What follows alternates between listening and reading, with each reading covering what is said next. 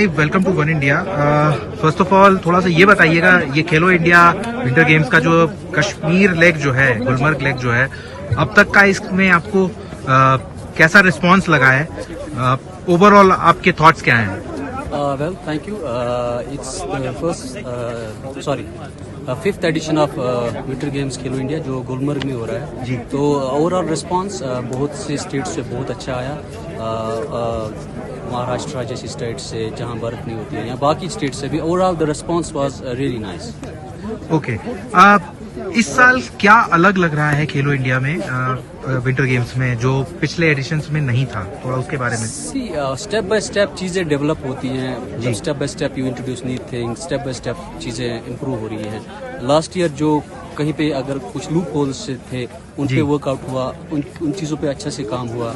इस बार का खेलो इंडिया बहुत स्मूथली कंडक्ट हो रहा है अभी तक। ओके, हमने देखा है कि कश्मीर का काफी ज्यादा यहाँ पे डोमिनेंस रहता है, या फिर आर्मी का डोमिनेंस रहता है, लेकिन मैं थोड़ा सा आईटीबीपी और आर्मी का ये जो आपस में एक जो कंपटीशन होता है, थोड़ा उसके बारे में बता पाए अगर आप, क्योंकि आपने काफी देखा है इस कंपटीशन को। Exactly. Majorly competition is between Jammu and Kashmir, Himachal Pradesh, Uttarakhand, Army, ITBP. Even now CRPF team is also in the Khelo India.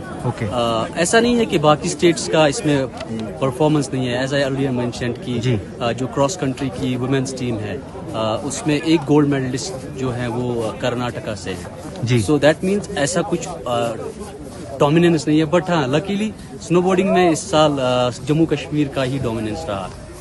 Unfortunately बाकी इवेंट्स में उतना नहीं रहा, बट स्नोबोर्डिंग में हमने मोस्ट ऑफ द जो है वो मेडल्स लिए हैं। आप खुद भी स्नोबोर्डिंग के कोच हो रहे हो, इंस्ट्रक्टर रहे हो? करंटली मैं कंपटीशन मैनेजर हूँ स्नोबोर्ड का, plus I am coach of national team, plus JK team का भी कोच रहा हूँ पिछले 2-3 खेलो इंडिया में। तो बट अभी जो इस खेलो इंडिया में रिजल्ट आया है वो बहुत अच्छा है। अगर हम स्कोप की बात करें विंटर स्पोर्ट्स की और फ्यूचर की बात करें इंडिया जैसे कंट्री में, जहाँ पे ये स्पोर्ट काफी ज्यादा साइडलाइन हो जाता है, आप अगर समर गेम्स के बारे में ज्यादा बातचीत होती है, तो बीइंग अ कोच आप को क्या लगता है कि अभी क्या करना चाहिए सारे स्टेक होल्डर्स को, so that it also becomes equally popular?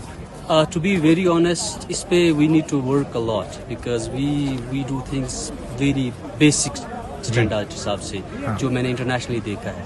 But आप इंडिया में कर रहे हो, we need to understand the circumstances and other things. But Khelo India जो विंटर गेम्स एडिशन है, इससे एक चीज़ जो मैं मेंशन करना चाहूँगा जो प्लस पॉइंट था, देश में विंटर गेम्स को एक प्रमोशन मिला। स्टेट्स की पार्टिसिपेशन बढ़ी। फॉर एग्जाम्पल अगर पहले 4, 5, 6 स्टेट्स आ रहे हैं, अब 10, 12 स्टेट्स आ रहे हैं।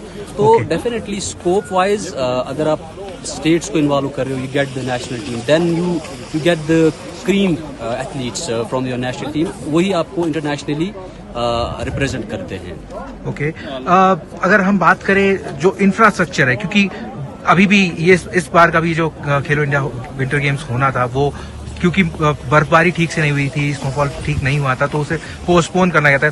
तो ये काफी ज्यादा गवर्न्ड होता है वेदर से, तो उसको कम करने के लिए, उसका इम्पैक्ट कम करने के लिए जो अगर आप वेस्ट में देखें, इंटरनेशनली अगर आप देखें, तो वहाँ पे आर्टिफिशियल स्नो मेकिंग सिस्टम तो एब्सोल्युटली अगर आप जो वेस्टर्न जो वेदर पैटर्न्स हैं, इट्स जो ग्लोबली उसका चल रहा है मसला, ये ऐसा नहीं कि सिर्फ इंडिया में या गुलमर्ग में है। But what I noticed in Europe, वो अर्ली अक्टूबर से ही इसकी स्टार्ट कर देते हैं, बिकॉज टेम्परेचर ड्रॉप हो जाता है, they start snow making system artificial, and उनका सीजन हमसे लंबा चला जाता है, and they practice more than 7 months।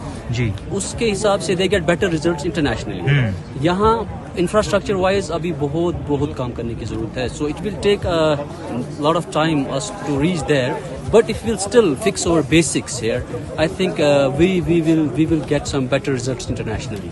अगर हम जम्मू कश्मीर की बात करें तो यहाँ पर जो फैसिलिटीज यंगस्टर्स को मिल जाती हैं, एक अर्ली एज में स्टेज पे मिल जाती है, बट ये winter sports is not very cheap sport, तो उसको कैसे मैनेज करते हैं आप, और बाकी के जो यंगस्टर्स हैं उनको लेकर के आने में कितनी मुश्किलात पेश आती है, थोड़ा उसके बारे में बताइए। बहुत बहुत बहुत चैलेंजिंग है, to be very honest. Winter sports में सस्टेन करना as an athlete it's quite challenging because equipment is crazy expensive. You are training even in India, in Gulmarg, it's still expensive for local because you have to pay for the gondola, you have to pay for the accommodation, other things.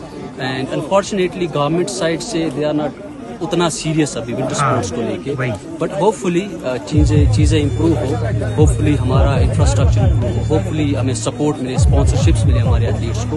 Otherwise this is one of the expensive sports, specially if you are training in Europe.